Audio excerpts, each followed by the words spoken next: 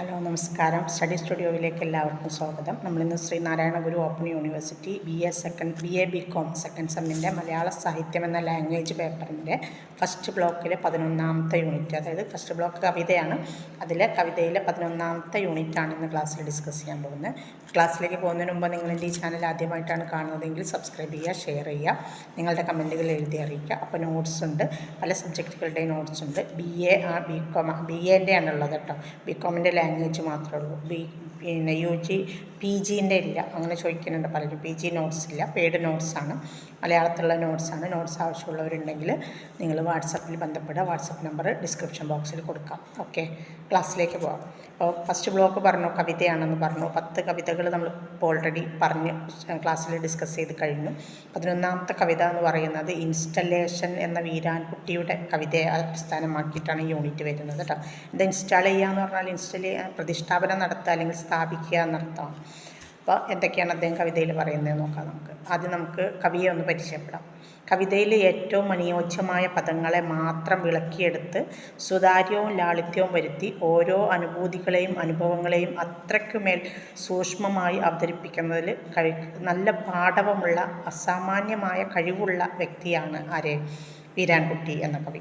പ്രണയം പോലുള്ള മൃദുല വികാരങ്ങളെ തീവ്രമായിട്ട് ആവിഷ്കരിക്കുമ്പോഴും ജീവിതത്തിൻ്റെ ഇരുട്ടിൽ കഴിയുന്ന ഭൂമിയിലെ സർവ്വജീവൻ്റെയും കണ്ണീരൊപ്പുന്ന കരങ്ങളായി വീരാൻകുട്ടിയുടെ കവിതകൾ മാറുന്നുണ്ട്. അത്തരത്തിൽ സഹജീവികളോട് താതാത്മ്യം പുലർത്തിപ്പോരുന്ന ഒരു കുഞ്ഞു കവിതയാണ് ഇൻസ്റ്റലേഷൻ എന്ന കവിത. മലയാള കവിതയിലെ ഭാവുകത്വത്തിൻ്റെ തനതു വഴി സൃഷ്ടിച്ചെടുത്ത കവിയാണ് വീരാൻകുട്ടി. പൊതുകവിതകളുടെ ആത്മഭാവങ്ങളെ പൂർണ്ണമായിട്ടും ഒപ്പിയെടുക്കാൻ വീരാൻകുട്ടിക്ക് കഴിയുന്നുണ്ട്. കാലചലനങ്ങളിൽ നിന്നും ഒപ്പിയെടുത്ത ജീവിത ചിത്രങ്ങളാണ് വീരാൻകുട്ടിയുടെ കാഴ്ചകളിൽ തെളിയുന്നത്. കാലചലനങ്ങൾ എന്ന് പറഞ്ഞാൽ ഓരോ കാലത്തും ഉണ്ടായിട്ടുള്ള മാറ്റങ്ങളിൽ നിന്ന് ഒപ്പിയെടുത്ത ജീവിതത്തിൻ്റെ ചിത്രങ്ങളാണ് വീരാൻകുട്ടിയുടെ കവിതയിൽ നമുക്ക് കാണാൻ കഴിയുന്നത്. ഭൂമിയുടെ നിലവിളിയും ആകാശത്തിൻ്റെ കണ്ണീരും നിരാലംബരായിട്ടുള്ള ആളുകളുടെ വ്യതകളും അരികുവൽക്കരിക്കപ്പെട്ടവരുടെ, അതായത് ഒറ്റപ്പെട്ടു പോയവരുടെ നിസ്സഹായതയും പെണ്ണിൻ്റെ ദുരന്തവുമൊക്കെ വീരാൻകുട്ടി എന്ന കവിയെ അസ്വസ്ഥപ്പെടുത്തുന്ന വസ്തുതകളാണ്. അതുകൊണ്ട് തന്നെ അവർക്കൊക്കെയും വേണ്ടിയുള്ള ശബ്ദങ്ങളായി വീരാൻകുട്ടിയുടെ കവിതകൾ രൂപം കൊള്ളുന്നത്. മലയാള കവിതയിൽ സ്വന്തമായി ഒരു ശൈലി രൂപപ്പെടുത്തിയ എഴുത്തുകാരനാണ് വീരാൻകുട്ടി. സൂഫി മിസ്റ്റിക് പാരമ്പര്യം ധാരാളം അദ്ദേഹത്തിൻ്റെ കവിതയെ സ്വാധീനിച്ചിട്ടുണ്ട്. അതേസമയം സമകാലികമായ ഒരു ജാഗ്രത കവിതയിൽ നിലനിർത്താനും അദ്ദേഹത്തിന് കഴിഞ്ഞിട്ടുണ്ട്. അനാവശ്യമായ യാന്ത്രികത കുത്തിനിറച്ച തൻ്റെ സമകാലികരായ ചില കവികളിൽ നിന്ന് വ്യത്യസ്തമായിട്ട് വൈകാരികതയ്ക്ക് പ്രാധാന്യം നൽകുന്ന കവിതകളാണ് വീരാൻകുട്ടി കൂടുതലും എഴുതിയിട്ടുള്ളത്. അപ്പം അദ്ദേഹം പറയുന്നതൊന്ന് ശ്രദ്ധിക്കുക. കവിത അത് എഴുതുന്ന ആളിൻ്റെ ജൈവസ്വരൂപമായി പിണഞ്ഞു കിടക്കുന്നതിനാൽ പുറമേ എത്ര വ്യത്യസ്തമാകാൻ ശ്രമിച്ചാലും അകമേ ഒരു കവിയുടെ തുടർച്ച തന്നെയാവും എന്നാണ് വെച്ചാൽ കവിതകളിൽ നമ്മൾ എത്ര മാറ്റങ്ങൾ കൊണ്ടുവരാൻ വേണ്ടി ശ്രമിച്ചാലും അകത്ത് അതെന്തായിരിക്കും, ഒരു കവി എന്താണോ അത് തന്നെയായിരിക്കും ഉണ്ടാവുക. എങ്കിലും ഒരേ മട്ട് മുഷിഞ്ഞു തുടങ്ങുമ്പോൾ, അതായത് ഒരേ രീതി തന്നെ എഴുതി നമുക്ക് മടുത്തു തുടങ്ങുമ്പോൾ ചില പുതുക്കലുകൾ എൻ്റെയും സ്വപ്നമാണ്. ചില മാറ്റങ്ങൾ കൊണ്ടുവരാൻ ഞാനും മറ്റ് കവികളെ പോലെ ആഗ്രഹിക്കുന്നുണ്ട്. ചെറു കവിതാരൂപത്തിലേക്കുള്ള മാറ്റമെല്ലാം ഒരു ശ്രമത്തിൻ്റെ ഫലമായി സംഭവിച്ചതാണ്. അതായത് അദ്ദേഹം എഴുതുന്നതൊക്കെ ചെറിയ ചെറിയ കവിതകളാണ്. അപ്പോൾ ആ ചെറിയ കവിതകളായിട്ട് മാറിയതും അങ്ങനെയുള്ളൊരു ശ്രമത്തിൻ്റെ ഫലമാണ്. അതിൻ്റെ വിജയപരാജയങ്ങൾ വായനക്കാർ നിശ്ചയിക്കട്ടെ എന്നാണ്. അതായത് ചെറിയ കവിതകളായതുകൊണ്ടും ഞാൻ മാറ്റാൻ വേണ്ടി ശ്രമിച്ചതുകൊണ്ടും അതിനെന്താ വിജയമുണ്ട്, എത്രത്തോളം പരാജയമാണ് എന്നുള്ളതൊക്കെ ആര് തീരുമാനിക്കട്ടെ, അത് വായിക്കുന്നവർ നിശ്ചയിക്കട്ടെ എന്നാണ് തൻ്റെ കവിതകളെക്കുറിച്ച് വീരാൻകുട്ടി പറയുന്നത്. പ്രത്യയശാസ്ത്ര നാട്യങ്ങളില്ലാതെ പ്രകൃതിയും മണ്ണും ജൈവികതയും ഉൾച്ചേർന്ന ചെറുതും വലുതുമായ സൃഷ്ടികളാൽ കവിതകൾക്ക് നവഭാവുകത്വവും ജൈവരാഷ്ട്രീയവും സമ്മാനിക്കുന്നുണ്ട് വീരാൻകുട്ടി. ചെറിയ രൂപത്തിൽ ഗഹനമായ ആശയങ്ങൾക്ക് ഗദ്യശൈലിയിൽ കവി അക്ഷരാവിഷ്കാരം നൽകുമ്പോൾ, അതായത് അവയെ അക്ഷരങ്ങളാക്കി മാറ്റുമ്പോൾ താളവും ലയവും പ്രാസവും പോലും അറിയാതെ സംഭവിക്കുന്നതായിട്ട് വായനക്കാരന് അതൊക്കെ അറിയാതെ ഒത്തുചേരുന്നതാണോ എന്ന് ആർക്ക് തോന്നിപ്പോവും, വായനക്കാരന് തോന്നും മട്ടിൽ അദ്ദേഹം എഴുതിയിട്ടുണ്ട്. അതുതന്നെയാണ് വീരാൻകുട്ടിയെ വേറിട്ട് നിർത്തുന്നതിൻ്റെ പ്രധാന ഘടകവും. എന്താണ് കവിത എന്നതിന് പലർക്കും പലതരത്തിലുള്ള ഉത്തരങ്ങളാണ് ഉണ്ടാവുക. അക്ഷരം കൊണ്ട് പറയാവുന്ന ലോകത്തെ ഏറ്റവും ലാവണ്യപരമായ അനുഭവത്തിന് കവിത എന്നും പ്രണയം എന്നും പേരിടാൻ വീരാൻകുട്ടിക്ക് യാതൊരു വൈമനസ്യവുമില്ല, അങ്ങനെ ഒരു മടിയുമില്ല. ഭൂമിയുടെയും പ്രകൃതിയുടെയും ജൈവിക സംരക്ഷണത്തിൻ്റെ രാഷ്ട്രീയം കവിതകളിൽ ഉയർന്നു കൊണ്ടിരിക്കുന്ന ഒരു കവിതയാണ് അദ്ദേഹം എഴുതിയ അരുതേ എന്ന കവിത. പ്രണയം കൂടൊഴിയുന്ന വരണ്ട മനസ്സുകളിൽ പ്രണയത്തിൻ്റെ ദിവ്യമന്ത്രങ്ങൾ കൊണ്ട് ഹർഷാത്മാത സൃഷ്ടിച്ചുകൊണ്ട് ഈ കവിക്ക് ഏറെയും പ്രയാസപ്പെടേണ്ടതായിട്ട് വന്നിട്ടില്ല. അങ്ങനെയുള്ള പ്രണയ കവിതകൾ എഴുതാൻ ഒരു പ്രയാസവും ആർക്കുണ്ടായിട്ടില്ല, വീരാൻകുട്ടിക്കുണ്ടായിട്ടില്ല എന്ന് സാരം. അതാണ് അതുകൊണ്ട് ഉദ്ദേശിക്കുന്നത്. ഈ ഒരു കാവ്യശൈലിയിലെ ലാളിത്യവും അസാമാന്യ ഉൾക്കാഴ്ചയും സർഗാത്മകത കൊണ്ട് അടയാളപ്പെട്ട് കിടക്കുന്ന കവിതയുടെ പുതുവഴിയിൽ തന്നെയാണ് വീരാൻകുട്ടി തൻ്റെ കാവ്യസഞ്ചാരത്തെ വേറിട്ടതാക്കുന്നത്. അതുകൊണ്ടായിരിക്കാം വീരാൻകുട്ടി കവിതകൾക്ക് മലയാളത്തിനപ്പുറം ഇംഗ്ലീഷ്, ജർമ്മൻ, ഹിന്ദി, തമിഴ്, തെലുങ്ക്, മറാഠി, കന്നഡ ഭാഷകളിലേക്കൊക്കെ മൊഴിമാറ്റമുണ്ടായിട്ടുണ്ട്. 90കളിൽ തന്നെ മലയാള കവിത ഒരു നവഭാവുകത്വത്തിന് വിധേയമായി തുടങ്ങിയിരുന്നു. കവിതയുടെ ഘടന, ഭാവം ഇവയെപ്പറ്റി ഉണ്ടായിരുന്ന പാരമ്പര്യ ധാരണകളൊക്കെ പുതുകവിതകൾ അട്ടിമറിച്ചു. കവിതയുടെ ദൈർഘ്യം കുറഞ്ഞ് കുറുങ്കവിതകളായി, അതായത് ചെറിയ ചെറിയ കവിതകളായിട്ട് മാറി. വൃത്തങ്ങളുടെ അഭാവം, തെളിച്ചമുള്ള ഗദ്യത്തിൻ്റെ വിവിധ മാതൃകകൾ, അതിവർണ്ണനകളുടെയും അലങ്കാരങ്ങളുടെയും അഭാവം, പരിസ്ഥിതി, ദളിത്, സ്ത്രീ, രാഷ്ട്രീയം പറയുന്ന പ്രമേയങ്ങൾ ഇവയൊക്കെ പുതിയ കവിതയുടെ പ്രത്യേകതകളായിട്ട് കണക്കാക്കാം.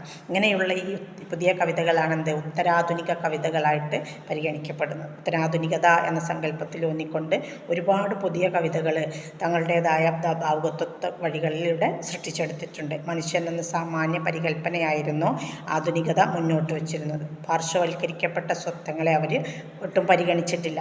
എന്നാൽ ജാതി, മത, ലിംഗ പരിഗണന ഇല്ലാത്ത സർവ്വദേശീയ മനുഷ്യനെ പുതിയ കവിത അംഗീകരിക്കുന്നില്ല. നമ്മൾ പറഞ്ഞല്ലോ ഉത്തരാധുനിക കവിത. ഉത്തരാധുനിക കവിതകളെക്കുറിച്ച് നമുക്ക് ചെറുതായിട്ടൊന്ന് പറയാം, ചോദിക്കും പരീക്ഷയ്ക്ക് കേട്ടോ. ഉത്തരാധുനികതയുടെ ഉത്തരാധുനിക കവിത എന്ന് പറയുന്നത് ആധുനികതയുടെ നിഷേധമായില്ല, പരിവർത്തനമായിട്ടാണ് ഉത്തരാധുനികത മലയാള കവിതയിൽ കടന്നു വരുന്നത്. സാങ്കേതിക വിദ്യയിലുണ്ടായ കുതിച്ചുചാട്ടം, നവമാധ്യമങ്ങളുടെ രൂപപ്പെടൽ, മാധ്യമങ്ങളുടെയും ഇൻ്റർനെറ്റിൻ്റെയും സ്വാധീനം, ഇലക്ട്രോണിക് സംസ്കാരം നിർമ്മിച്ച നവയുഗം, അറിവിൻ്റെ കുത്തകവൽക്കരണം എന്നിങ്ങനെ പുതിയ കാലത്തിൻ്റെ പുതിയ അനുഭവങ്ങൾ ഉത്തരാധുനികത എന്ന സവിശേഷ കാലഘട്ടം രൂപം കൊള്ളുന്നതിന് ഇടയാക്കിയിട്ടുണ്ട്, അല്ലെങ്കിൽ കാരണമായിട്ടുണ്ട്. വൈവിധ്യമാണ് ഉത്തരാധുനികതയുടെ ഏറ്റവും പ്രധാനപ്പെട്ട ഒരു സവിശേഷത. അതുവരെ കേൾക്കാതെ പോയ ശബ്ദങ്ങളെയാണത് വീണ്ടെടുക്കാൻ ശ്രമിക്കുന്നത്. അത് ചരിത്രത്തെയും പാരമ്പര്യത്തെയും പുനർവായിക്കുന്നുണ്ട്. ഇത് ഉത്തരാധുനികത. ഏകാത്മകമായ യുക്തികളെ അത് ശിഥിലമാക്കിയിട്ട് സാഹിത്യത്തിലെ കർത്തൃത്വ പദവി അത് ചോദ്യം ചെയ്തു. നവമാധ്യമ സംസ്കാരം പുതിയ എഴുത്തിടവും എഴുത്തുകാരെയും നിർമ്മിച്ചു. ഫ്ലെക്സിബിലിറ്റിയാണ് ഉത്തരാധുനിക കവിതകളുടെ മറ്റൊരു പ്രധാനപ്പെട്ട സവിശേഷത. യന്ത്രചേതനയ്ക്കും മനുഷ്യചേതനയ്ക്കും ഇടയിലെ സംഘർഷങ്ങൾ ഉത്തരാധുനികത നമുക്ക് കാട്ടിത്തരുന്നുണ്ട്. വാമൊഴി ഭേദങ്ങൾ, പ്രാദേശികത, രാഷ്ട്രീയം, പുതിയ ശൈലികളും പദങ്ങളും രൂപപ്പെടൽ എന്നിവ ഉത്തരാധുനിക കവിതകളുടെ മറ്റ് സവിശേഷതകളാണ്. പലപ്പോഴും കാഴ്ചയുടെ വിരുന്നായി കവിത മാറുന്നുണ്ട്. Savithri Rajeevan, PM Girija, Anitha Thampi, KR Tony, Veerankutty, S Joseph, അതുപോലെ മോഹനകൃഷ്ണൻ കാലടി, മനോജ് കുറൂര് തുടങ്ങിയവരൊക്കെ ആരാണ്? ഈ ഉത്തരാധുനിക കവിതയിലെ ആദ്യ നിരയിലെ പ്രധാനപ്പെട്ട കവികളാണ്.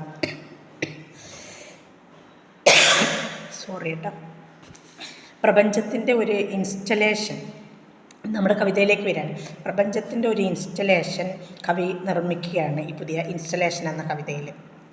അതിൽ എന്തൊക്കെ ചേർക്കണമെന്നും എവിടെയൊക്കെ ചേർക്കണമെന്നും എന്തുകൊണ്ട് ചേർക്കണമെന്നും കവി പറയുന്നുണ്ട്.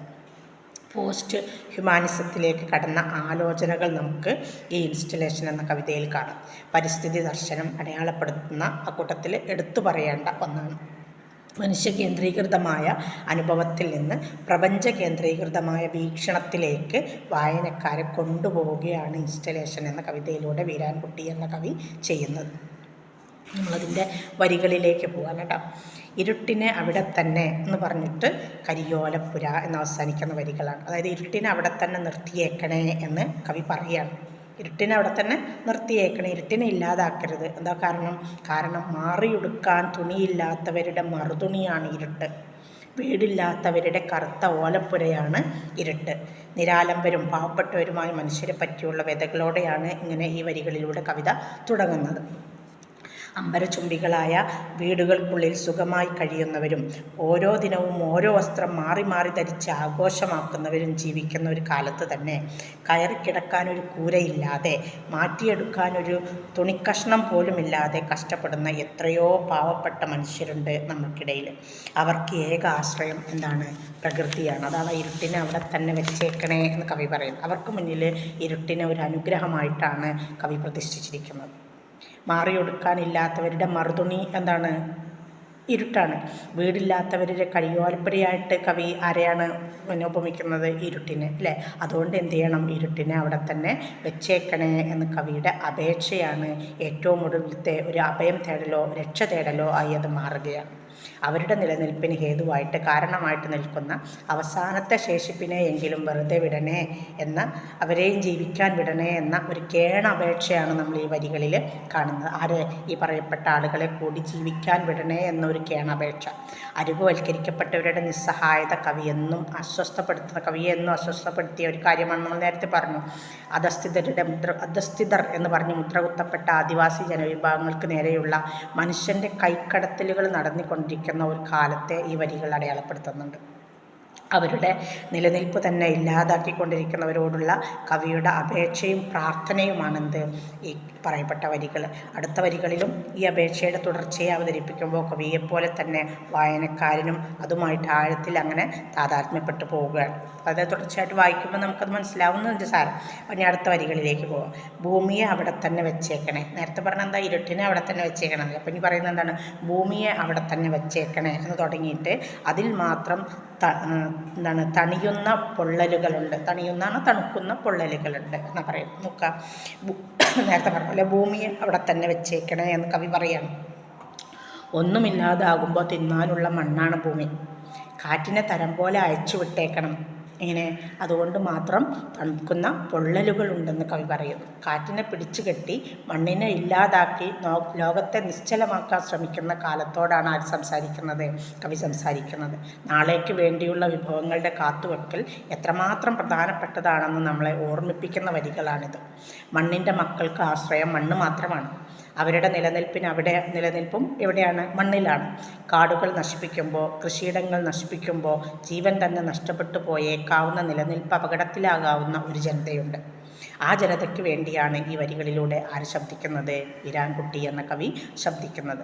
തിന്നാനൊന്നുമില്ലാതാകുമ്പോൾ തിന്നാനുള്ള മണ്ണാണതിൽ എന്നതിലൊരു മുന്നറിയിപ്പിൻ്റെ സൂചന കൂടി കവി ഒളിപ്പിച്ചു വെക്കുന്നുണ്ട്.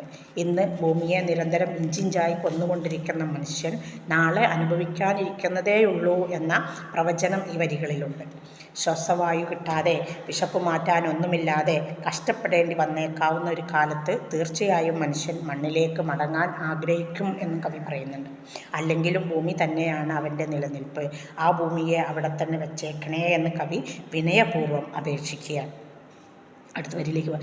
കാറ്റിനെ തരം പോലെ അയച്ചു വിട്ടേക്കണം. കാറ്റിനെ വിടണ്ടെന്നല്ല, കാറ്റിനെ തരം പോലെ, അവസരം പോലെ അയച്ചു വിട്ടേക്കണം. അതിൽ മാത്രം തണിയുന്ന പൊള്ളലുകളുണ്ട്. അതുകൊണ്ട് മാത്രം തണുക്കുന്ന പൊള്ളലേറ്റ് വരണം എന്ന് പറഞ്ഞാൽ ദൈവത്തോടുള്ള പ്രാർത്ഥനയാണ് നമ്മൾ ഈ വരിയിൽ മുഴങ്ങുന്നതായിട്ട് നമ്മൾ മനസ്സിലാക്കേണ്ടത്. പൊള്ളലുകൾക്ക് ആശ്വാസമാകുന്ന കാറ്റുകളുണ്ട്. തണുപ്പിക്കുന്ന കാറ്റിൻ്റെ രൂപത്തിൽ ചില മനുഷ്യരോ വാക്കുകളോ പ്രത്യക്ഷപ്പെടാറുണ്ട്. അവ കൊണ്ട് മാത്രം തണുക്കുന്ന പൊള്ളിച്ചകളെ പറ്റിയും കവി ഉണർത്തുകയാണ്. അടുത്ത വരികളിലും ഇതേ ചിന്തകൾ തന്നെയാണ് പ്രതിഫലിക്കുന്നത്. നോക്കാം, സൂര്യൻ അവിടെ തന്നെ നിൽക്കട്ടെ, സൂര്യൻ അവിടെ തന്നെ നിൽക്കട്ടെ എന്ന് പറഞ്ഞിട്ട് ആവശ്യമുള്ള പാവങ്ങൾ കാണും. എന്താണ്? സൂര്യൻ അവിടെ തന്നെ നിൽക്കട്ടെ എന്ന് പറയുമ്പോൾ താളം തെറ്റാതെ ഒരു പ്രകൃതിക്ക് വേണ്ടി ആഗ്രഹിക്കുകയും തേടുകയും ചെയ്യുകയാണ് കവി. ചന്ദ്രൻ ഏറിയും കുറഞ്ഞു എന്ന് പറഞ്ഞാൽ കൂടിയും കുറഞ്ഞു കവി എന്ത് ചെയ്യുന്നു? അതിൻ്റെ മുഖം തെളിവാക്കട്ടെ എന്ന് പറഞ്ഞാൽ വെളിവാക്കട്ടെ എന്നതാ തെളിയിക്കട്ടെ. അതുകൊണ്ടൊക്കെ ആവശ്യമുള്ള ഭാവങ്ങളുണ്ടാകും എന്ന് കവി പറയുന്നുണ്ട്. ആ പറയുന്നിടത്ത് എന്താണ് ഉദ്ദേശിക്കുന്നതെന്ന് വെച്ചാൽ സന്തുലിതാവസ്ഥയുടെ ആവശ്യകതയാണ് കവി വിളിച്ചോതുന്നത്. പ്രകൃതിക്കും മനുഷ്യനും കൃത്യമായ സന്തുലിതാവസ്ഥ ആവശ്യമാണ്. ഇല്ലെങ്കിൽ താളം തെറ്റുകയും നിലനിൽപ്പിനെ അപകടകരമായി ബാധിക്കുകയും ചെയ്യും. പരസ്പരം ഉൾക്കൊണ്ടുകൊണ്ടുള്ള മുന്നോട്ട് പോകലാണ്. പരസ്പരം പ്രകൃതിയും മനുഷ്യനും പരസ്പരം ഉൾക്കൊണ്ടുകൊണ്ടുള്ള മുന്നോട്ട് പോകലാണ് ഏറ്റവും ഉചിതമായിട്ടുള്ളത്. അത് അമിതമായാൽ അമൃതം വിഷം എന്ന് നമ്മൾ കേട്ടിട്ടില്ലേ? അത് പറയുന്നത് പോലെ തന്നെയാണ് എന്തും കുറഞ്ഞു പോയാൽ അതും അപകടകരമാണ്. അതിനാൽ സന്തുലിതാവസ്ഥയിലുള്ള താളമാണ് ഏറ്റവും ആവശ്യമായിട്ടുള്ളത്. ഇനി അടുത്ത വരികളിലേക്ക് പോവാണ്. ചേരിയിലെ കടലാസ് വീടുകളെ കൂടി എന്ന് പറഞ്ഞിട്ട് നെറുകയിൽ വീഴ്ത്താനാണ് എന്ന് അവസാനിപ്പിക്കുകയാണ് വരികൾ. എന്താ പറയുന്നത്? ഈ വരികളിൽ ഒരു വിതുമ്പലാണ് ശരിക്കും, ഒരു തേങ്ങൽ. എന്താണ്? ആർത്തലിച്ചു പെയ്ത മഴയിൽ ഒലിച്ചു പോയ ഒരു പറ്റം പാവങ്ങളെ ഓർത്തുള്ള വിതുമ്പലാണ്, തേങ്ങലുകളാണ്. മഴ അനുഗ്രഹമാണെന്ന് പറയുമ്പോഴും വീടില്ലാത്തവർക്കും കടലാസ് വീടുള്ളവർക്കും മഴ ദുരന്തം തന്നെയാണ് എന്ന് സമ്മതിക്കേണ്ടി വരികയാണ്. ചേരികളിൽ കഴിയുന്ന പാവപ്പെട്ട മനുഷ്യരെ ആശങ്കയോടെയാണ് ഓർക്കുന്നത് കവി.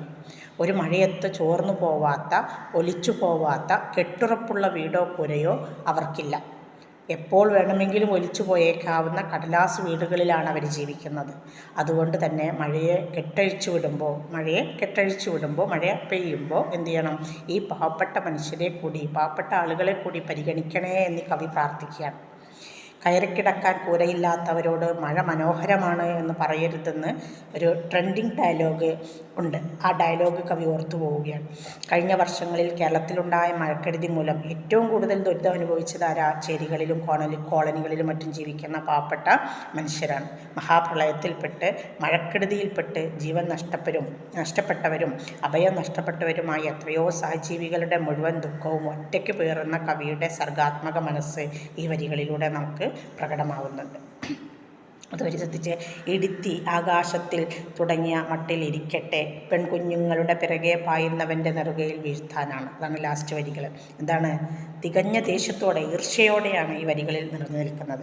സ്ത്രീകൾ അനുഭവിക്കുന്ന അടിച്ചമർത്തലുകളും ദുരിതങ്ങളും കവി എന്ത് ചെയ്യുന്നു? കവിയൊരു മുന്നറിയിപ്പായിട്ട് കൊടുക്കുകയാണ് ഈ വരികളിലൂടെ. എന്താ പറയുന്നത്? കാമത്തിൻ്റെ കഴുകൻ കണ്ണുകളുമായിട്ട് കൊച്ചു കുഞ്ഞുങ്ങളെപ്പോലും കുരുതിക്ക് കൊടുക്കുന്ന ക്രൂരതയോട് കവിക്ക് അടങ്ങാത്ത ഈർഷ്യയും കോപവും. അതൊരു നെറുകയിൽ ഇരുത്തി ആരുടെ ഇങ്ങനെ കുട്ടികളെ, ചെറിയ കുഞ്ഞുങ്ങളെ മുതൽ സ്ത്രീകളെ ശല്യപ്പെടുത്തുന്നവരുടെ നെറുകയിൽ ഇരുത്തി വീഴട്ടെ എന്ന് കവി ആശിക്കുകയാണ്. കാരണം പറഞ്ഞു നന്നാക്കേണ്ട കാലമൊക്കെ അതിക്രമിച്ചു പറഞ്ഞാൽ കഴിഞ്ഞു പോയി. ഇനി അതുകൊണ്ട് കാര്യമില്ല. പിന്നെ എന്ത് ചെയ്യുള്ളൂ? ഇനിയും ഇത് തുടർന്നാൽ ഇനിയും എത്രയോ പെൺകുഞ്ഞുങ്ങൾ പിച്ചി ചീന്തി എറിയപ്പെടും എന്ന പേടി കവിയെ പിന്തുടരുന്നുണ്ട്. അതുകൊണ്ട് തന്നെ ആയിരിക്കാം മനുഷ്യനെ സ്നേഹിക്കാൻ മാത്രം അറിയാവുന്ന ഈ കവി ഒരു വിഭാഗത്തിൻ്റെ നാശത്തിനെ തേടിക്കൊണ്ടിരിക്കുന്നത്. ആ നിസ്സഹായരായ ദുർബല വിഭാഗത്തിന് വേണ്ടിയുള്ള ആത്മാർത്ഥമായ നിലവിളിയാകുന്നുണ്ട് അദ്ദേഹത്തിൻ്റെ ഈ ഇൻസ്റ്റലേഷൻ എന്ന കവിത. ബാക്കി വരികളിലേക്ക് പോകാൻ നോക്കാം. ശേഷിച്ചിരിക്കുന്ന കുന്നുകളെ തുടങ്ങിയിട്ട് അദൃശ്യമാക്കുക എന്ന വരിയിൽ അതവിടെ അവസാനിക്കുന്നത്. അപ്പോൾ പറയാം നമുക്ക്. ഭൂമിയിലെ ഏറ്റവും വലിയ ജലസ്രോതസ്സാണ് കുന്ന്. മനുഷ്യൻ സ്വാർത്ഥ താല്പര്യങ്ങൾക്ക് വേണ്ടി കുന്നുകളെ ഒന്നടങ്കം നിരത്തി വെളുപ്പിക്കുന്നുണ്ട്. ഓരോ വേനലിലും ജലക്ഷാമത്തിൻ്റെ ദുരനുഭവങ്ങൾ നേരിടേണ്ടി വരുന്നുണ്ടെങ്കിലും ബോധവാന്മാരാകാത്ത മനുഷ്യരുണ്ട്. ദിനംപ്രതി കുന്നുകളെയൊക്കെയും അവർ കാർന്നു തിന്നുകൊണ്ടിരിക്കുകയാണ്. കുന്നിടിക്കൽ വ്യാപകമാവുമ്പോൾ നശിച്ചു കൊണ്ടിരിക്കുന്നത് ഭൂമിയുടെ സന്തുലിതാവസ്ഥയാണെന്നും താളം തെറ്റുന്ന പ്രകൃതി മനുഷ്യരടക്കം സർവ്വജീവജാലങ്ങൾക്കും നിലനിൽപ്പിന് തന്നെ ഭീഷണിയാണെന്നും മനുഷ്യൻ തിരിച്ചറിയുന്നില്ല. ഇനി ആരെങ്കിലും തിരിച്ചറിഞ്ഞാൽ തന്നെയോ? തിരിച്ചറിഞ്ഞവർ തന്നെ യഥാർത്ഥ വസ്തുതകൾക്ക് ഒട്ടും വില കൽപ്പിക്കാതെ സ്വാർത്ഥ താല്പര്യങ്ങൾക്ക് പിറകെ പോകുന്നു എന്നും കവി പറയുന്നുണ്ട്. ഇനിയും മനുഷ്യനെ പറഞ്ഞു പഠിപ്പിക്കുന്നത് നിഷ്ഫലമാണ്. അത് കവി തിരിച്ചറിയുന്നുണ്ട്. ഒടുവിൽ അവശേഷിക്കുന്ന കല്ലുകളെ ഉരുക്കിൽ വാർത്ത് വെക്കാൻ കവി കൽപ്പിക്കുകയാണ്. ഇനി ശേഷിക്കുന്ന കല്ലുകളുണ്ടെങ്കിൽ അതിനെന്ത് ചെയ്യണം? ഉരുക്കിൽ വാർത്ത് വെക്കണം. പൊടിഞ്ഞു പോകാൻ അനുവദിക്കാത്ത വിധം തടഞ്ഞു വെക്കണമെന്ന്. അങ്ങനെ അവശേഷിക്കുന്ന കുന്നുകളെ എങ്കിലും സംരക്ഷിക്കാമല്ലോ എന്ന് കവി പറയാണ്. എന്ന പ്രത്യാശയാണ് കവിതയെ നയിക്കുന്നത്. യന്ത്രപ്പല്ലുകൾക്ക് തൊടാൻ പറ്റാത്ത വിധത്തിൽ കുന്നുകളെ ഉരുക്കി വാർത്തു വെക്കപ്പെടാനാണ് കവി തേടുന്നത്. എന്താ യന്ത്രപ്പല്ല് എന്ന് പറയുന്നത്? JCB ആണ് യന്ത്രപ്പല്ല് എന്നതുകൊണ്ട് ഇവിടെ ഉദ്ദേശിച്ചിരിക്കുന്നത്. ജലാശയങ്ങളെ അദൃശ്യമാക്കി വെക്കണമെന്ന് അപേക്ഷിക്കുന്നുണ്ട് കവി. ജലാശയങ്ങൾ ആർക്കും കാണാത്ത വിധത്തിലാക്കി വെക്കണം. ഇനിയും മണ്ണിട്ട് നികത്താനും മണൽ വാരി നശിപ്പിക്കാനും മാത്രം ജലാശയങ്ങളെ മനുഷ്യന് വിട്ടുകൊടുക്കരുത് എന്ന് കവി ആഗ്രഹിക്കുകയാണ്. പരിസ്ഥിതിയെ നശിപ്പിക്കുന്നവരോടുള്ള തൻ്റെ ശക്തമായ പ്രതിഷേധവും രേഖപ്പെടുത്തുക കൂടിയാണ് കവി വരികളിലൂടെ ചെയ്യുന്നത്. അടുത്ത വരികളിലേക്ക് പോകാം. മനുഷ്യനെ ചെറുതാക്കി തുടങ്ങിയിട്ട് ഇടമുണ്ടെങ്കിൽ മാത്രം എന്നാണ്. അതായത് ലോകമൊരു തറവാട്, തനിക്ക് ചെടികളും പുൽകളും എന്ന ദർശനത്തിൽ നിന്നും മണ്ണിലേക്കും പുഴുവിലും ശേഷം ഇടമുണ്ടെങ്കിൽ മാത്രം, മണ്ണിലേക്കും പിന്നെ പുഴുവിനും ശേഷം, അതായത് അതൊക്കെ കഴിഞ്ഞിട്ട് ഇടമുണ്ടെങ്കിൽ മാത്രം നിലനിർത്തേണ്ടുന്ന മനുഷ്യനെ പറ്റി പറഞ്ഞു വെക്കുന്ന ഒരു ദർശനത്തിലേക്കുള്ള മാറ്റം കാലത്തിൻ്റെ അടയാളപ്പെടുത്തലാണ്. അവരൊക്കെ ജീവിച്ചിട്ട് ഇനി ആരും മതി, മനുഷ്യരും മതി എന്ന കവി പറയുന്നത്. ഈ ഭൂമിയിലും അതിലെ വിഭവങ്ങളും മനുഷ്യന് മാത്രമാണുള്ളത്, അല്ലെങ്കിൽ മനുഷ്യൻ മാത്രമുള്ളതാണ് എന്ന ഒരു വിചാരമാണ് ആർക്ക്? മനുഷ്യന്. ദുർബലരായ പ്രകൃതിയെ മനുഷ്യൻ ചൂഷണം ചെയ്ത് തൻ്റെ സുഖലോലുപമായ താല്പര്യത്തെ മനുഷ്യൻ തൃപ്തിപ്പെടുത്തിക്കൊണ്ടിരിക്കുകയാണ്. ആ മനുഷ്യന് ഇനി ഒട്ടും ഇടമില്ലാതിരിക്കുന്നതാണ് ഏറ്റവും ഉചിതമെന്ന്, അല്ലെങ്കിൽ നല്ലതെന്ന് കവി തിരിച്ചറിയുകയാണ്. മനുഷ്യനെ ചെറുതാക്കി വെക്കുന്നതാണ് പ്രകൃതിയുടെ വീണ്ടെടുപ്പിനും നിലനിൽപ്പിനുമുള്ള പ്രധാന പരിഹാരമെന്നാണ് കവി ആഹ്വാനം ചെയ്യുന്നത്. പ്രകൃതിയെ മാത്രമല്ല, അധസ്ഥിതരുടെയും പാവപ്പെട്ട മനുഷ്യരുടെയും സ്ത്രീകളുടെയും നിലനിൽപ്പിന് അഹങ്കാരിയും ദുരാഗ്രഹിയുമായ മനുഷ്യൻ ഇല്ലാതിരിക്കുന്നതാണ് ഏറ്റവും നല്ല പോംവഴി എന്ന് കവി ചൂണ്ടിക്കാണിക്കുകയാണ്. ഇങ്ങനെ ചൂഷണം ചെയ്യപ്പെട്ടുകൊണ്ടിരിക്കുന്ന ദുർബല വിഭാഗങ്ങൾക്ക് വേണ്ടിയുള്ള ഒറ്റപ്പെട്ട ശബ്ദമായിട്ട് ഈ കവിത വർണ്ണിക്കുകയാണ്. ചുരുക്കി പറഞ്ഞാൽ ഒരു എക്കോ ദളിത് ഫെമിനിസ്റ്റ് വായനയ്ക്കുള്ള ഒരു ടെക്സ്റ്റായിട്ടാണ് ഈ കവിത മാറുന്നത്. ബഹുസാംസ്കാരികതയുടെ മേഖലയിലാണ് ഉത്തരാധുനിക കവിത നിലനിൽക്കുന്നത്. കവിതയിൽ നിലനിന്നിരുന്ന കേന്ദ്രീകൃത സംസ്കൃതിയും സൗന്ദര്യബോധവും തുടച്ച് അനേകം ജാതികളും വിഭാഗങ്ങളും ദേശങ്ങളും അവയുടെ സംസ്കൃതിയും ഒക്കെ ഉത്തരാധുനിക കവിതകളിൽ ഇടം പിടിച്ചിട്ടുണ്ട്. ചുരുക്കി പറഞ്ഞാൽ കവി ചെയ്യുന്നത് എന്താണെന്ന് വെച്ചാൽ പ്രകൃതിക്ക് വേണ്ടി വാദിക്കുകയല്ല, പ്രകൃതിക്ക് വേണ്ടി വാദിക്കുന്നതിനപ്പുറം പ്രകൃതിയെ എഴുത്തിലേക്ക് പറിച്ചു നട്ടുകൊണ്ടിരിക്കുകയാണ് കവി ചെയ്യുന്നത്.